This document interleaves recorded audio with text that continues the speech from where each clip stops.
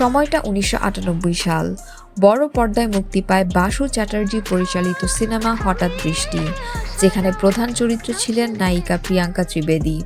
এটি ছিল প্রিয়াঙ্কার দ্বিতীয় ছবি, তবে অসাধারণ অভিনয়ে দুই বাংলার দর্শকদের মন জয় করে নেন তিনি। এরও ৪ বছর পর বড় পর্দায় ঝড় তোলে সাথী ও বন্ধু গানটি ছড়িয়ে পড়ে দুই বাংলার মানুষের মুখে।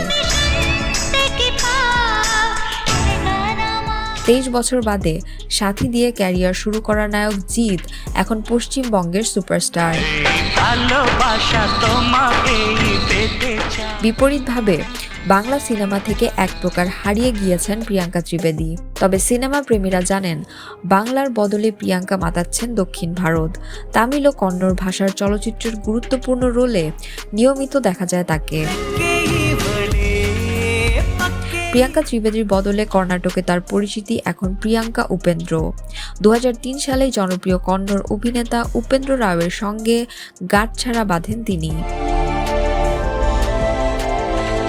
গেল আগস্টে মুক্তি পায় প্রিয়াঙ্কা অভিনীত সবশেষ চলচ্চিত্র কামারো 2, যা দর্শক মহলে ব্যাপক প্রশংসা কুড়িয়েছে। ১৯৯৬ সালে মিস কলকাতা খেতাব জয়ে শুরু, ৩ দশক বাদে এখন মিসেস বেঙ্গালুরু। বিয়ের পর অভিনয় ছেড়ে দেয়া নায়িকাদের এভাবেই সিলভার স্ক্রিনে ফিরতে অনুপ্রাণিত করছেন প্রিয়াঙ্কা।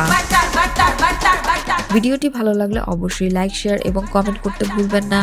আর এন্টারটেনমেন্ট নিয়ে এমন আরও ইন্টারেস্টিং কন্টেন্ট পেতে চ্যানেল ওয়াশিংটন বাংলা এন্টারটেনমেন্টে এক্ষুনি সাবস্ক্রাইব করুন। entertainment